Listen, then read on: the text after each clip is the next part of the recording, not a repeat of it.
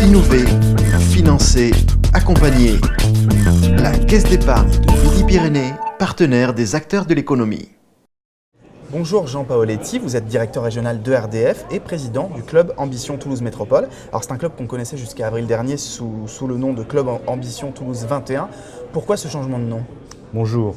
Effectivement, on a changé de nom là, il y a quelques temps, simplement parce qu'on est devant un fait économique, c'est la métropole. Et la métropole aujourd'hui couvre tout un territoire, à l'exception de quelques entités comme l'Abège ou comme d'autres grandes villes, je pense notamment à Muret, sur lequel il était nécessaire de réfléchir pour intégrer ça, parce que d'un point de vue économique, ça n'a pas vraiment de sens ce découpage actuel. Je crois d'ailleurs que le président de la métropole a évoqué ça il y a quelques jours pour dire à peu près la même chose, en beaucoup mieux que moi, mais sur le fond, l'idée est de dire la métropole est bien plus large que le périmètre actuel, et donc c'était normal qu'on rentre dans ce schéma-là.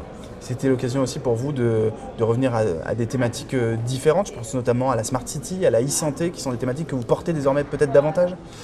Quand on reprend les origines du club, on constate que le domaine de l'innovation était déjà un domaine de prédilection. Donc on a accentué ces derniers temps cet axe innovation dans les domaines habituels que nous avions, qui étaient la culture, l'urbanisme et l'insertion.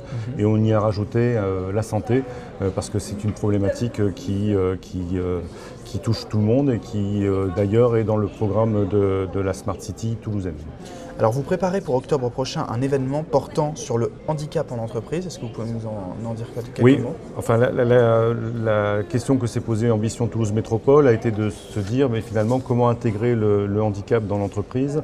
Il y a des méthodes classiques qui fait que l'entreprise finalement intègre une personne avec son handicap et le cantonne dans des métiers alors qu'il n'y a pas de raison. Enfin sur le fond, ce sont des gens qui ont beaucoup de volonté en règle générale, parce qu'ils arrivent à pallier quelques problèmes personnels et qui ont un niveau d'intelligence commun comme tout le monde, donc il n'y a pas de raison qu'on n'utilise pas ces personnes. L'idée de l'adaptaton que nous allons mettre en place avec la métropole toulousaine et de faire un concours pour arriver à déterminer la façon de s'adapter en tant qu'entreprise, pour que les personnes qui rentrent dans les entreprises aient la possibilité, quelle que soit leur situation, handicapée ou pas handicapée, de développer un parcours professionnel normal.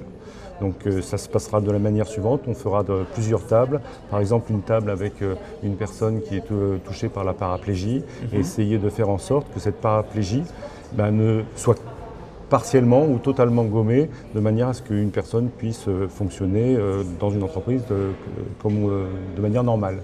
L'exemple qu'on peut prendre, c'est ce que nous avons fait par exemple côté RDF, donc l'entreprise que je dirige sur la région, qui a consisté à mettre en place un bracelet communicant pour les sourds. L'idée était de se dire, une personne sourde, après tout, si on trouvait un moyen de lui transmettre des ordres et qu'elle réponde à ces ordres, on serait capable de répondre à la question de la surdité dans l'entreprise. Donc on a créé un bracelet vivant avec le Fab Lab toulousain. D'accord. Donc on a fait agir aussi quelques étudiants qui depuis sont d'ailleurs rentrés dans des entreprises. Et à la sortie, on a un prix qui aujourd'hui a reçu un accessite dans le concours mondial qui s'appelle Design for All, et sur lequel nous avons eu cet accessite, et donc on est très fiers de ce résultat. Là où ça devient très intéressant, mon histoire, c'est que ce bracelet intéresse des entreprises qui maintenant veulent le racheter. Donc on fait du développement économique, on règle un problème de handicap. C'est très satisfaisant pour tout le monde. Il y a du business peut-être aussi derrière. Absolument. D'accord, c'est une belle opération. Alors, je l'ai dit, vous êtes directeur régional de RDF. Nous sommes aujourd'hui au cœur de la mêlée numérique, la 19e édition de la mêlée numérique, l'événement phare de l'écosystème digital ici à Toulouse. En quoi est-ce important pour vous, en tant que dirigeant de RDF régional, d'être présent, d'être visible ici ?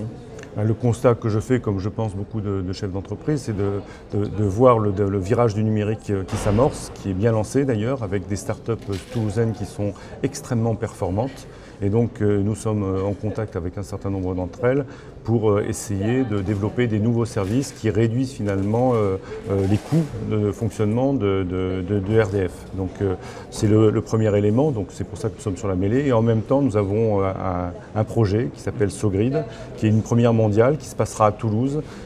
C'est un un smart grid qui aura la particularité de dépasser le périmètre habituel pour sortir d'un champ réduit d'expérimentation. Donc en gros, on gérera à la fois une partie de la métropole toulousaine et nous irons jusqu'à Vieille-Toulouse avec une vision complète du réseau de distribution et des possibilités de régulation. Enfin, c'est très technique comme objet, mais des moyens de régulation sur le réseau électrique pour équilibrer ce réseau. L'intérêt, il est bien évidemment économique pour l'entreprise de RDF, mais il est aussi très intéressant du point de vue urbanistique, puisque à la sortie de l'opération, on peut réduire la quantité de travaux à réaliser pour équilibrer le réseau.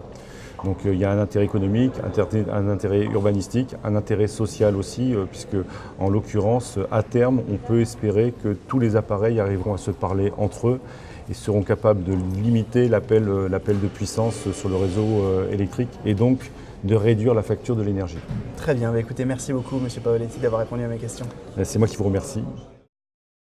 Innover, financer, accompagner.